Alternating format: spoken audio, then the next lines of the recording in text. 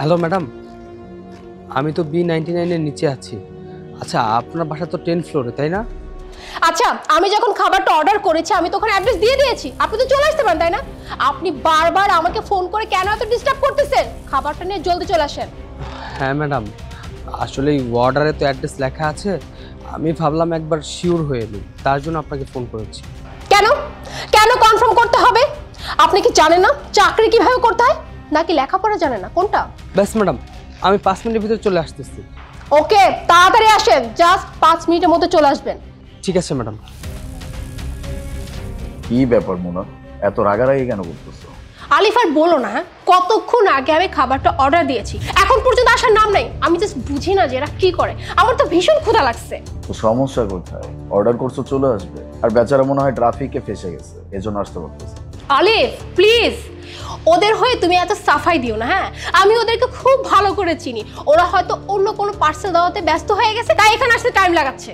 আমি না বুঝতেছি না যে এইভাবে বলার কি আছে।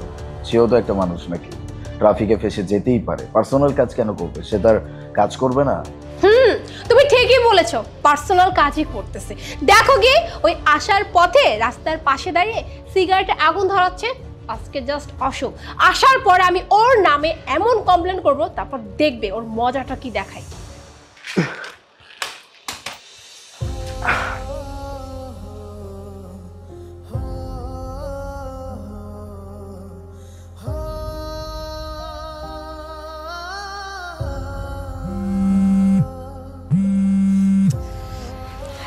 কি হয়েছে? ম্যাডাম, আসলে আপনাদের বাসার লিফটে চলছে না, আপনি কাজ করতে পারবেন? আপনি বাসার নিচে এসে অর্ডারটা রিসিভ করতে পারবেন? কেন কেন আমি নিচে গিয়ে খাবারটা নিব? আমি অনলাইনে খাবারটা কেন অর্ডার করেছি? নিচে গিয়ে খাবার আনার জন্য। দেখ, চুপচাপ উপরে এসে খাবারটা দিয়ে যা। একই তো তুই এত দেরি করছিস, এখন খাবারটা নিয়ে এসে বলছিস আমাকে নিচে গিয়ে তারপর খাবার নিয়ে আসতে হবে? এই তুই কোথাকার কোন প্রধানমন্ত্রী রে যে তোর কথা মতো আমি নিচে গিয়ে খাবার নিয়ে আসবো? চুপচাপ উপরে এসে খাবারটা দিয়ে যা। ম্যাডাম, আপনি তো 10 ফ্লোরে থাকেন, আর লিফটটাও তো নষ্ট। শোন, 10 ফ্লোর হোক আর 12 ফ্লোর হোক, তুই নিজে এসে খাবারটা আমার কাছে দিয়ে যাবি। আর আমার কাছে খাবার দিয়ে যাও, এটা তোর দায়িত্ব, এটাই তোর কাজ। আর এখানে আসতে তোর এত সমস্যা কিসের? তোর কি পা ভাঙা নাকি?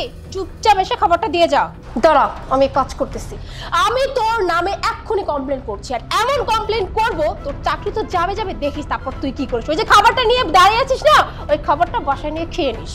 না না ম্যাডাম, আপনি এই কাজটা করবেন না। দেখুন, আপনি আমার নামে কমপ্লেন করলে তারা আমাকে আইডি থেকে ব্লক করে দেবে, আমাকে চাকরি থেকে বের করে দেবে, আমার অনেক বড় ক্ষতি হয়ে যাবে। ম্যাডাম প্লিজ, আপনি কাজটা করবেন না প্লিজ। এত কথা না বলে চুপচাপ তাড়াতাড়ি আয়। ঠিক আছে ম্যাডাম, আমি এখনই আসছি।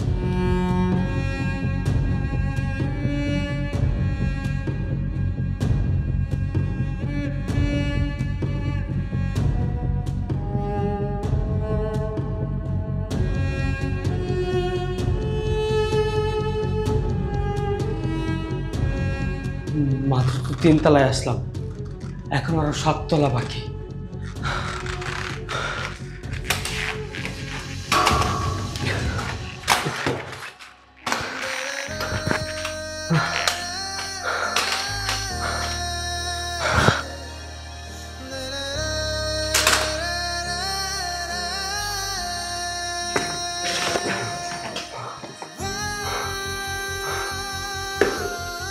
মাত্র 5 তলা আসলাম, আরো 5 তলা বাকি আছে।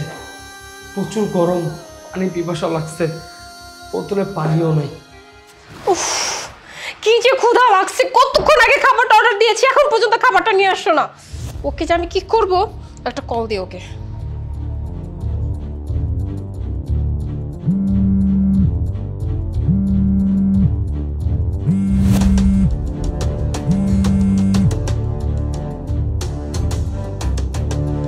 জি ম্যাডাম। কি রে, তুই কোথায় হারিয়ে গেলি? আসছিস না কেন? ম্যাডাম, আমি 5 তলাতে আছি, আমি এখনই আসতেছি। হায় আল্লাহ, এই 10 তলায় উঠতে তোর এত সময় লাগে? তুই যে টাইমটা লাগাইছিস, বিশ্বাস কর এই টাইমে না আমি 2 বার নিচে যাইতাম আর উপর আসতাম। ম্যাডাম, আমি তো আপনাকে বললাম লিফটটা নষ্ট, তাই আমি আর আসতে একটু লেট হচ্ছে। আপনি একটু ওয়েট করেন, আমি এখনই আসতেছি। তুই আগে উপরে আয়, তোর নামে তো আমি কমপ্লেন করেই ছাড়বো। না না ম্যাডাম, আপনি কমপ্লেন করবেন না প্লিজ, আমি এখনই আসছি।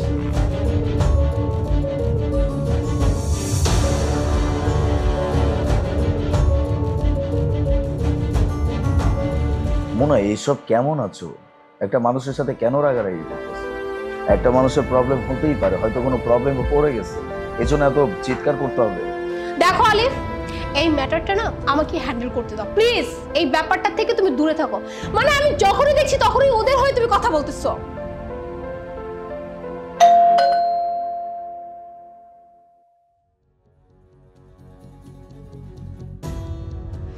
কি ব্যাপার, এতক্ষণ লাগে আসতে?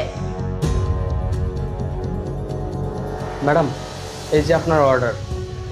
Madam, I am extremely sorry. আসলে আপনার বাসাটা তো 10th ফ্লোর, তাই ম্যাডাম আসতে আমার একটু লেট হয়ে গিয়েছে। এই ধরনের কাজ আর কখনো হবে না। তবু ম্যাডাম আপনি কমপ্লেন করেন না। আপনি যদি কমপ্লেন করেন তাহলে আমাকে চাকরি থেকে বের করে দেবে। আমার কিছু করা থাকবে না, প্লিজ ম্যাডাম। ভাইয়া, আপনি কি সিঁড়ি দিয়ে আসছেন? জি ম্যাডাম, কারণ আপনাদের লিফট নষ্ট। ম্যাডাম, এক গ্লাস পানি হবে? হ্যাঁ হ্যাঁ, আমি এক্ষুনি নিয়ে আসতেছি।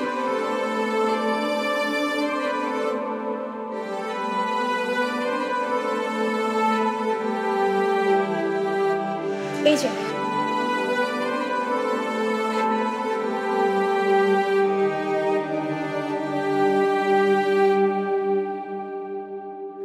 Thank you so much madam. আচ্ছা ম্যাডাম, আমি তাহলে যাই। 1 মিনিট। জি sir. Mona, do you have any idea যে তুমি ওনার সাথে কতটা বাজে আচরণ করছো? আমি তোমাকে তখন থেকে বলতেছিলাম যে একটা মানুষ, তার প্রবলেম হতে পারে, সেই মানুষটা হয়তো কোনো প্রবলেমের কারণে লেট হয়ে যাচ্ছে, কিন্তু কে শোনে কার কথা? তুমি তো আমার কোনো কথাই শুনতে চাও না। তুমি তার সাথে যা ইচ্ছা তাই আচরণ করো। তুমি নিজেই দেখো, মানুষটা শারীরিকভাবে বিকলাঙ্গ, সেই মানুষের সাথে যে তুমি এমন আচরণ করছো, এটা কি তোমার ঠিক হয়েছে? একটা কথা সবসময় মাথায় রাখো, যেই মানুষগুলো অন্যের অধীনে চাকরি করে এরা কখনো ইচ্ছা করে লেট করে না। কোনো না কোনো সমস্যার কারণে তাদের লেট হয়ে যায়। যাই হোক, ক্ষমা চাও ওনার কাছে। ভাইয়া প্লিজ আমাকে আপনি মাফ করে দিন।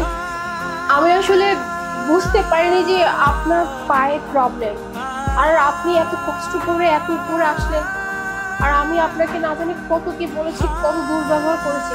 ভাইয়া বিশ্বাস করেন, আমি যদি একবার বুঝতে পারতাম বা জানতাম যে আপনার পায়ে প্রবলেম, আমি আপনার সাথে কখনোই এমন খারাপ ব্যবহার করতাম না। যাই হোক, আমি বুঝে না বুঝে আপনার সাথে খারাপ ব্যবহার তো করে ফেলেছি। প্লিজ আমাকে মাফ করে দিবেন। আর ভাইয়া, আমি আপনাকে কথা দিচ্ছি, আজকের পর আমি কারোর সাথে এমন দুর্ব্যবহার করবো না। কি যে বলেন না ম্যাডাম, এটার নতুন কিছু না। আমার সাথে এরকম কাজ প্রতিনিয়তই হয়। তো আপনি যে আপনার ভুলটা বুঝতে পেরেছেন, এটাই অনেক কিছু। অনেক লোক তো আছে তারা তাদের ভুলটাই স্বীকার করে না। আচ্ছা ম্যাডাম, এসব কথা বাদ দিই, আমি তাহলে আসছি। বাই দ্য ওয়ে, আপনার ব্যাপারে কেউ কোনো কিছু বলবেও না, কেউ কোনো কমপ্লেইনও করবে না। Don't worry. Thank you so much ভাইয়া, আমি তাহলে আসি। আসসালামু আলাইকুম।